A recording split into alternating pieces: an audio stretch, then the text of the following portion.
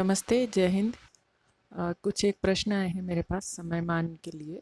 एक हमारे विधि और विधायी कार्य विभाग के साथी ने पूछा है, जिनकी नियुक्ति AG3 के पद पर हुई है प्रारंभिक रूप से। तो द्वितीय समयमान की पात्रता के बारे में उनका प्रश्न है। और प्रकरण ऐसा है कि प्रथम नियुक्ति AG3 के पद पर हुई है। 10 साल की सेवाएं पूर्ण होने के पहले ही प्रथम पदोन्नति मिल चुकी है। और हम जानते हैं कि पहला समयमान 10 वर्ष की सेवाएं पूर्ण होने पर मिलता है, पर्टिकुलर इस संवर्ग के लिए। तो दूसरे समयमान की पात्रता कब बनती है, ऐसा पूछा गया है।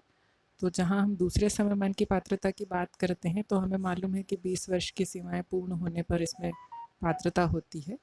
और ये चीज़ हमको ध्यान रखनी है कि ये जो 20 वर्ष की सेवाएं गिनी जाएंगी, ये सीधी भर्ती का अगर पद है तो उस पर नियुक्ति दिनांक से गिनी जाएंगी, जो कि AG3 पर भर्ती हुए हैं और पहले भले ही 10 वर्ष पूर्ण होने के पहले पहली पदोन्नति हो गई है, तभी जो 20 वर्ष का समयमान दिया जाएगा वो AG3 के पद पर नियुक्ति के दिनांक से 20 वर्ष कैलकुलेट किए जाएंगे।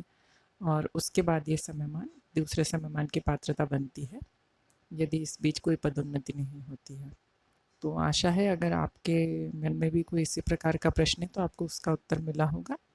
एक और प्रश्न पूछा गया है कि क्या तृतीय समयमान मिलने पर किसी प्रकार का लाभ मिलेगा? तो निश्चित रूप से तृतीय समयमान जब 30 वर्ष की आपकी सेवाएं हो जाती हैं प्रथम नियुक्ति दिनांक से, जिसमें 1, 2 या 2 से अधिक भी लाभ अगर मिलते हैं, तो विभिन्न शर्तों के अधीन तीसरे समयमान की पात्रता बनती है।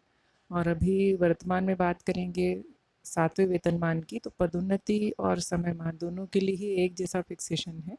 तो इसमें आपको पूरे एक वेतन वृद्धि का लाभ मिलेगा, जो पदोन्नति की स्थिति में भी देय होता है। तो आर्थिक लाभ तो निश्चित रूप से इसमें है ही। तो बिल्कुल आपको इसके लिए उद्यत होना चाहिए। और आशा करती हूँ आपको अपने प्रश्न का उत्तर मिला। कई लोगों को जिनके मन में ऐसे प्रश्न हैं वो अपने प्रश्न ऐसे पूछ भी सकते हैं।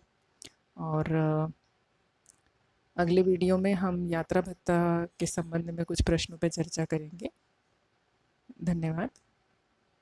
जय श्री महाकाल।